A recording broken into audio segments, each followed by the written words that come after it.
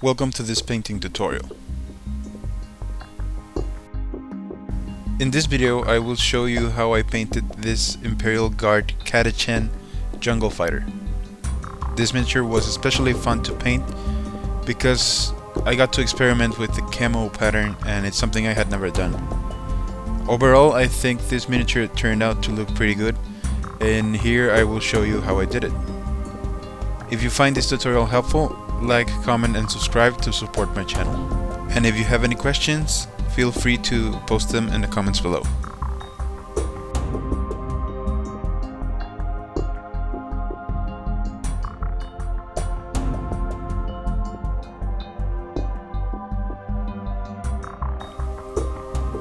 I'm going to start with a primed model. For that I used Rust-Oleum Grey Primer for automotive. This primer is a cheap alternative. You can use any of the other brand colors if you like. I'm going to start by applying a base coat of Bugman's Glow to the skin of the model. Make sure to thin down the paint 1:1 with water, at least. You can use even more if you would like a smoother coverage. I'm just picking all of the skin areas, not worrying too much if you get into another areas. It's alright if you get into other parts of the model, because we're going to paint them in another color anyway. All of the colors on this tutorial and layers are thinned down with water, about 1:1 on the mix. And if you feel it didn't cover too well, you can go ahead and let it dry and apply a second coat. But because I'm using a gray primer, it's very easy to lay colors on it, so I only used one coat most of the time. Here I'm going to use model color black, and with this color I'm going to paint most of the other details. The pants, the boots, the weapons, and the hair. Here is a little bit more important to not paint on the skin areas, or you'll have to clean them up with the previous Bugman Glow again. But try to make it carefully so that you don't have to make any cleanups. And water down the paint as always, and just apply it all over the miniature.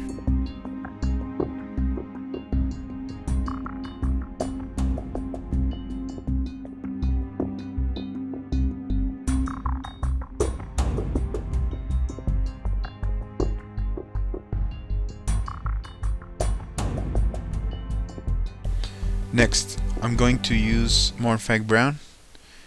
And with this color I'm going to paint all of the leather straps and leather pouches and any other details that you would like to make, like leather, brown leather. You can base coat them with this color. I'm using a size 2 Kolinsky brush at the moment. I'm using mostly this brush for all of my work. I only use a detail brush at the end as a detail brush for some maybe highlights, very small highlights, but mostly I'm using a size 2 Kolinsky brush, which is comparable to the base coat brush or the standard brush. Next I'm going to use Khorne red, and with this color I'm going to paint the bandana. Make sure to thin down the paint, or else the paint may look like a very thick layer and it won't look like part of the model. And that's very important. We have to apply all of the base coats and layers thinned down.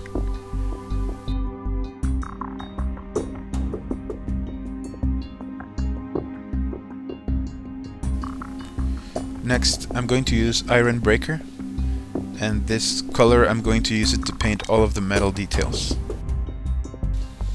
Metallic paints are best thinned down with mediums. With any acrylic medium should be fine, but if you're in a hurry or you don't have it, water can work fine.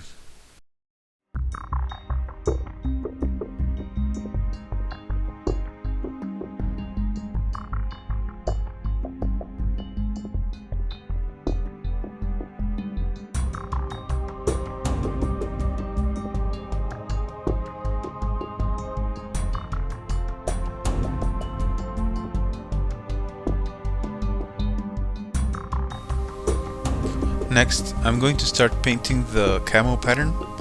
For that I'm going to use Castellan green.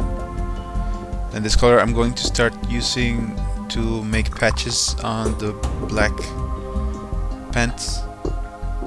And I'm trying to cover about, I would say, 15 to 20% of the whole model, because we're going to use other two colors on top of it, so it doesn't matter if a lot of the black is showing.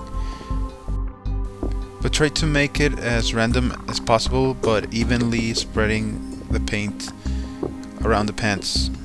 Next I'm going to use Steel Legion Drab, and this color I'm going to apply it almost in the same fashion as the previous color, but just try to attack the places that are black.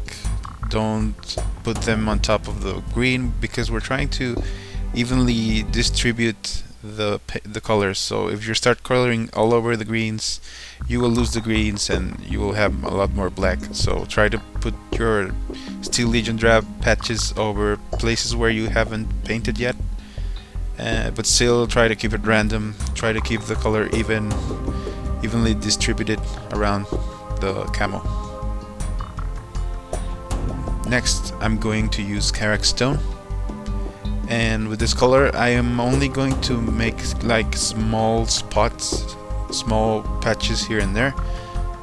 Again, try to be random, try to spread them evenly, but this color I'm not covering as much as the other two, just a little bit less, like little dots here and there, and that's practically it. It also helps your camo pattern if you pick a preferred direction of the strokes. Try to make them all diagonal. That maybe help if you're having a little like polka dot effect.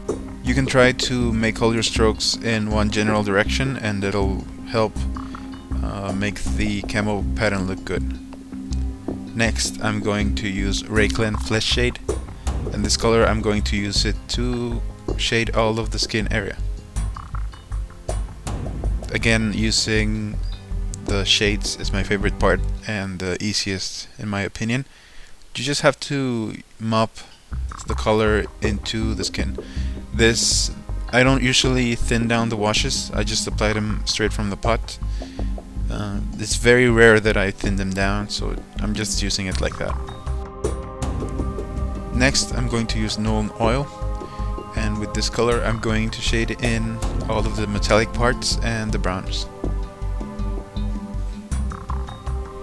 Again, the same tips as the previous shade. Just try to spread it evenly over the black, the places that you would like to shade black, and try to make them get into all of the recesses. Next I'm going to use Athonian camo shade, and this color I'm going to use it on the pants. The pants look pretty good as they are right now, but I'm using this shade to give shade to the recesses and give shadows to the pants overall, and tie the colors up a little bit more and make them look more uniform. Next, and after it's dry, I'm going to touch up the pants again with the same colors I used for the camo. This will only be done in the places that are most exposed by light, leaving the lower parts on the shaded color. This will help bring the colors back again and make them stand out a little bit more, like a highlight, but leaving the recesses and the shadows on the color with the shade.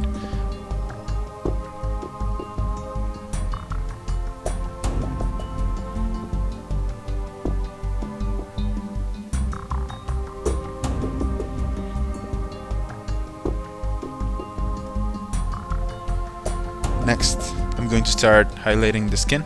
I'm going to use Cadian flesh tone. This color is going to be applied all over the skin area, just leaving the recesses on the previous color.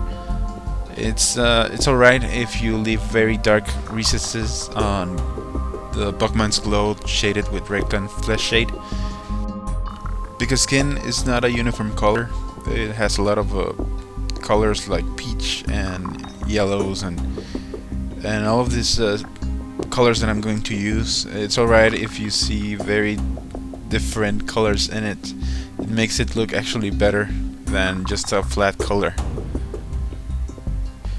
But overall, the first step is just trying to pick all of the raised areas with the Cadian flesh tone, leaving only the recesses on the previous color. Once that's done, I'm going to use Kislev flesh.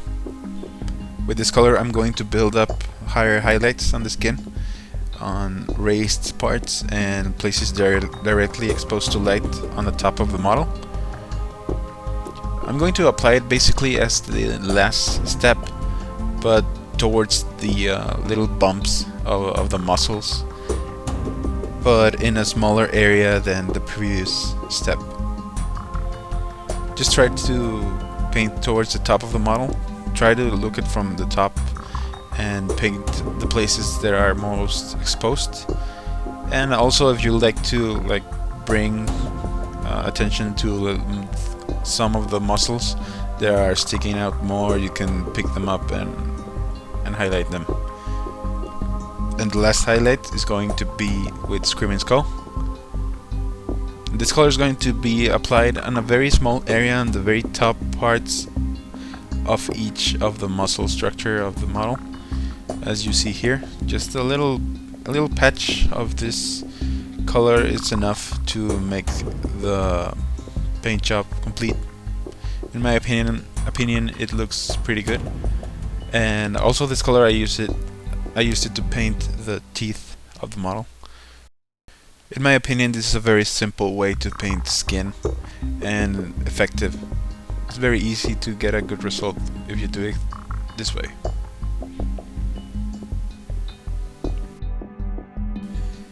Next, I'm going to highlight the browns with Scrag brown.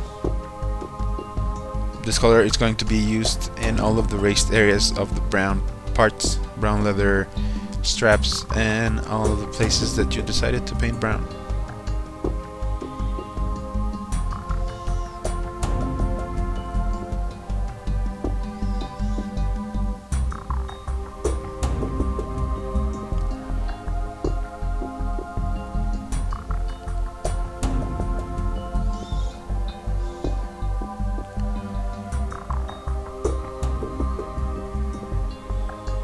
Next, I'm going to use Wazdakka red, and with this color I'm going to highlight the bandana.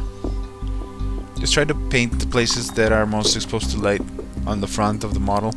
The places on the back of the head are not quite exposed to light, only the little knot there.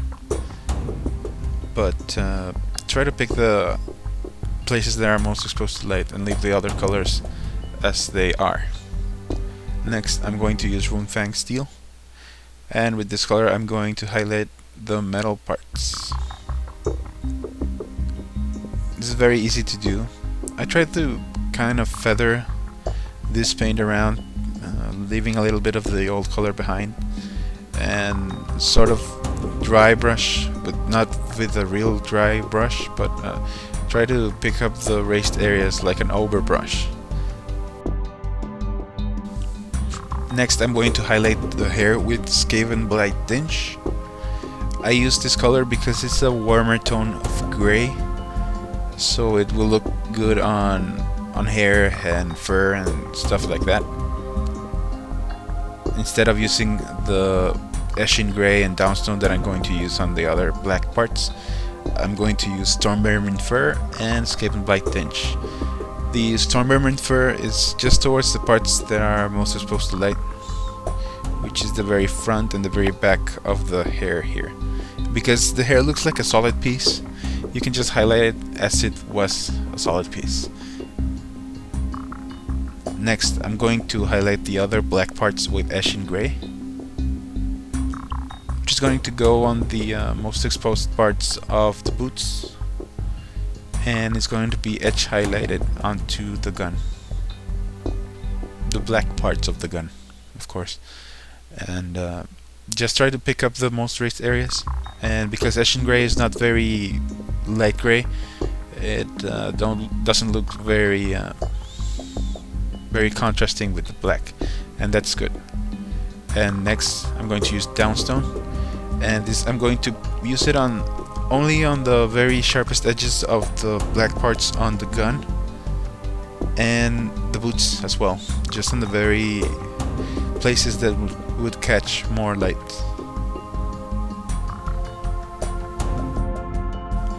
And we are done with the model. This is the finished result, and this is all that I did for this tutorial. It is, in my opinion, a very nice color scheme. It really uses a lot of different colors, and I used a gray base just so that you can see the colors well on the pants. Because in my opinion, if you use a very green base, the pants... I know the whole point of using camo is to get lost in the woods, but I wanted you to see the camo patterns well, and that's why I did it. And overall, pretty happy with the way the miniature turned out, and I hope you liked it too. If you have any questions, feel free to post them on the comments below. And if you would like to talk to me, remember that you can find me on Facebook. The link is on the description below. And if you found this tutorial helpful, please give it a like, comment on it, and subscribe to my channel to see more videos. Doing this really helps me out, and it helps support my channel and keep growing. Thank you very much for watching. I hope you enjoyed this video, and I hope to see you on the next one. Thank you very much.